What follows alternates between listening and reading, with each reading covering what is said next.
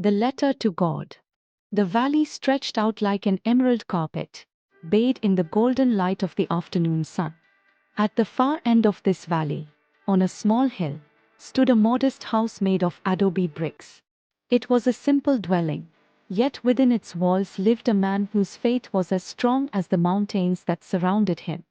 Lencho, a humble farmer, stood by the door, gazing at the vast fields of maize and beans that swayed gently in the wind. His heart swelled with satisfaction. The crops looked promising this year.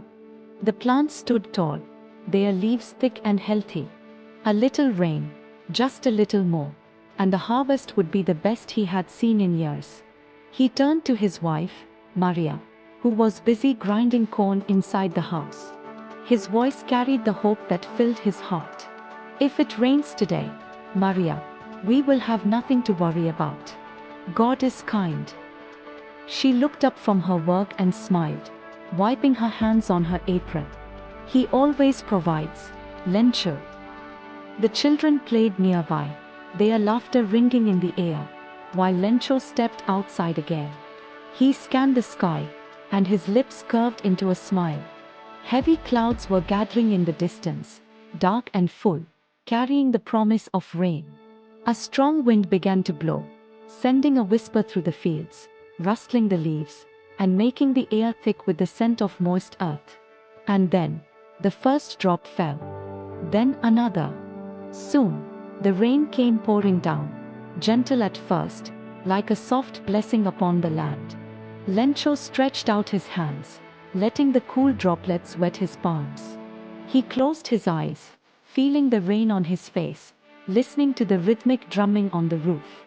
It was a melody that every farmer cherished, the sound of life, of growth, of abundance.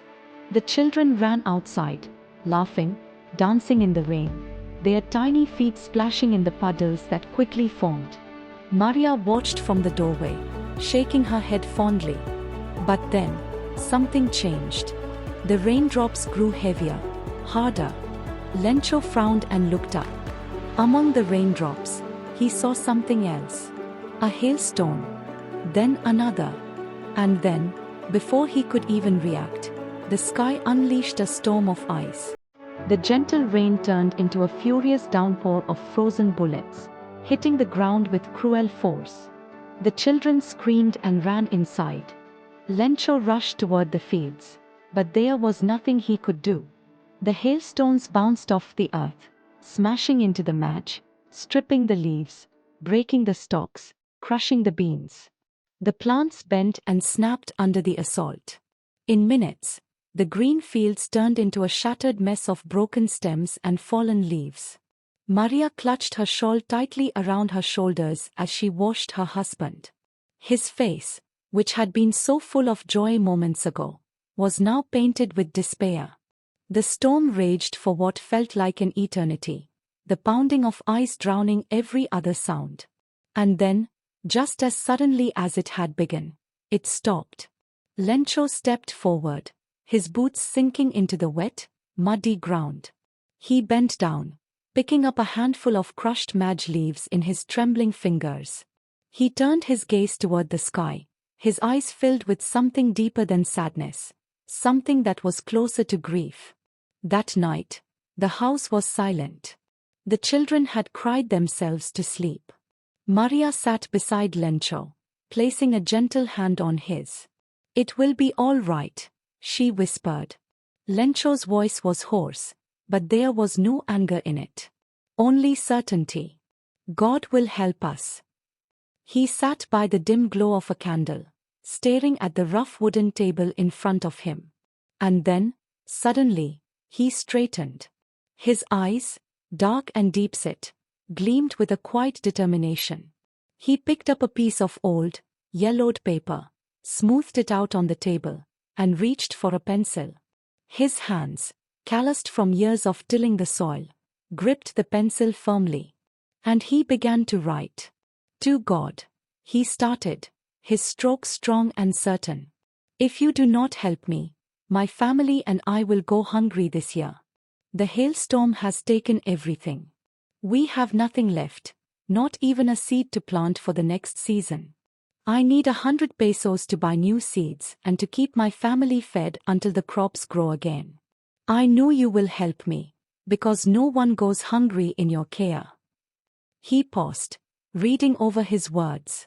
Satisfied, he folded the paper neatly, placed it inside an envelope, and wrote the address on the front, to God. Early the next morning, before the sun had fully risen, Lencho walked into the village. He made his way to the small post office, a humble building with cracked walls and a wooden counter worn smooth from years of use. The postmaster, a man with sharp eyes and a thick mustache, looked up in surprise as Lencho entered. "Good morning, Lencho," he greeted, though he was taken aback by the farmer's serious expression. Lencho nodded and placed the envelope on the counter. "I need this letter to be sent." The postmaster picked it up, turning it over in his hands. His brows lifted in amusement when he saw the address. "To God." Lencho met his gaze steadily.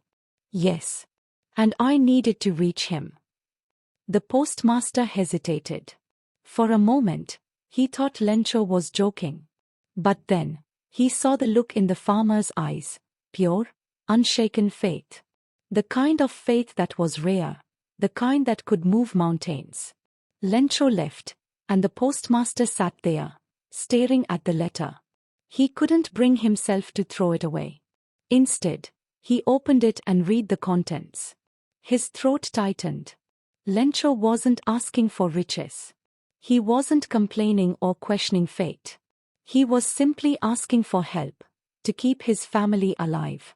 The postmaster sighed, rubbing his temples. Then, an idea struck him. He couldn't let this man's faith be broken. He gathered his colleagues, showed them the letter, and explained his plan. They pooled together whatever money they could spare. It wasn't 100 pesos, only 70. But it was something. They placed the bills inside an envelope, addressed it to Lencho, and left it at the post office. A few days later, Lencho returned. His eyes lit up when the postmaster handed him the letter. He opened it right there. He counted the money, and his face fell. He frowned. "Only 70 pesos, he murmured. His mind worked quickly. There was only one explanation. God had sent him the full amount, but those at the post office must have stolen the rest. His faith in God was intact. His faith in men, however, was another matter. He grabbed a pencil and a fresh sheet of paper. His hand was steady as he wrote again.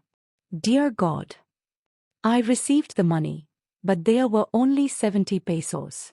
I know you sent me the full 100, but some of it was taken.